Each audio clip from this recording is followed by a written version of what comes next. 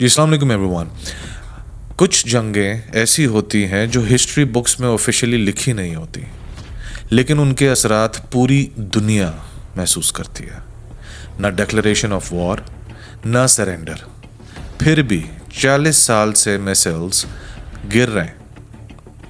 ये कहानी ईरान और इसराइल की नहीं, ये कहानी एक सोच की है और एक डर की। एक लीडर जो समझता था कि वो रेजिस्टेंस बिल्ड कर रहा है, और एक स्टेट जो समझती थी कि उसकी एग्जिस्टेंस खतरे में है। और जब दोनों अपनी फाइट को सर्वाइवल समझने लगते हैं, तब डिप्लोमेसी ख़त्म हो जाती है। ये है खामेनेई की डॉक्ट्राइन और वो शैडो वॉर जो आहिस्ता आहिस्ता ओपन वॉर बन गई।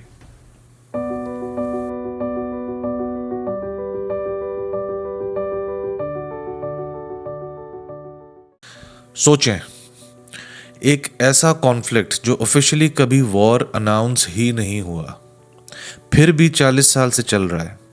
ना बॉर्डर्स पे आर्मीज खड़ी हैं, ना टैंक्स फॉर्मली मार्च कर रहे हैं, ना डिक्लेरेशन ऑफ कोई वॉर हुई है, लेकिन मिसाइल्स गिरते रहे, साइंटिस्ट्स मरते रहे, सिटीज़ अलर्ट पे रहे, और इस शैडो वॉर का सबसे central character ayatollah Ali Khamenei.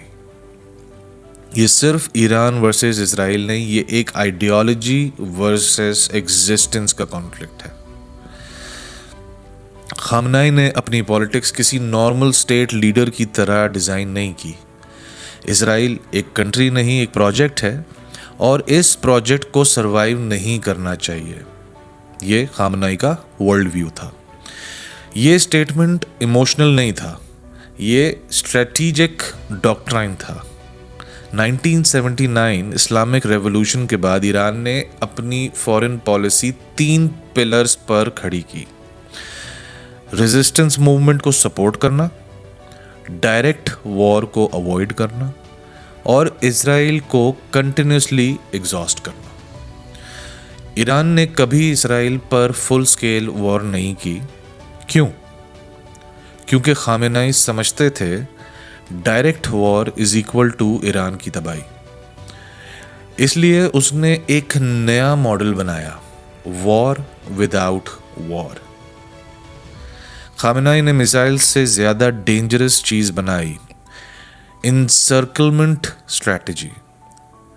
Israel के आसपास एक रिंग ऑफ प्रेशर क्रिएट किया गया।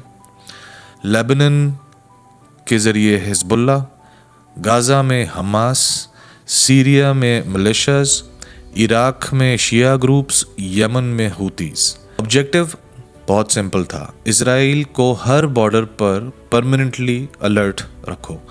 इसको मिलिट्री लैंग्वेज में कहते हैं स्ट्रेटेजिक एग्जॉशन। एक कंट्री जो हर वक्त सर्वाइवल मोड में रहे, वो कभी रीजनल सुपर पावर नहीं बन सकता।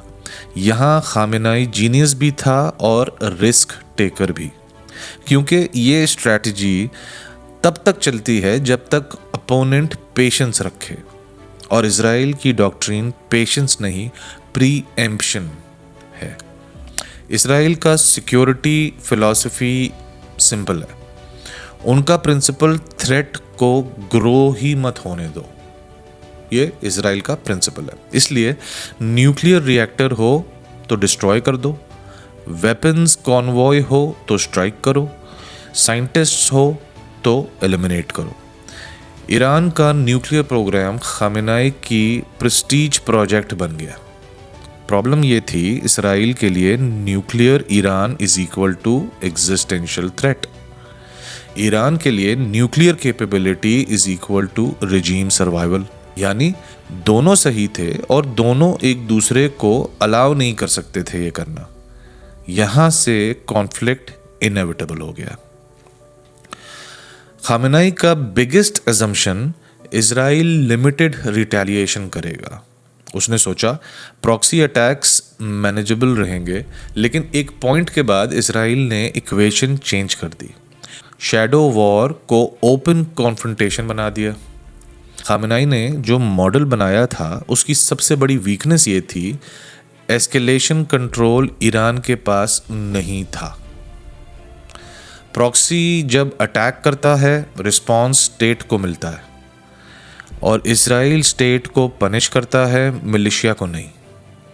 इस मोमेंट पर ईरान को वो सिचुएशन मिली जिसे वो 40 साल से बच रहा था, डायरेक्ट कॉन्फ्रंटेशन। खामेनेई की स्ट्रेटजी डिफेंसिव लगती थी, लेकिन एक्चुअली वो लॉन्ग टर्म ऑफेंसिव थी। उसने इसराइल को स्लो प्रेशर से वीकन करना चाहा, लेकिन मगर उसने एक चीज़ अंडर एस्टिमेट की। इसराइल जियोग्राफी में छोटा है, लेकिन रिएक्शन टाइम में दुनिया के सबसे फास्टेस्ट मिलिट्री स्टेट है। जब कॉन्फ्रंटेशन डायरेक्ट हो जाता है, तब प्रॉक्सी डॉक्ट्राइन कोलैप्स हो जाता है।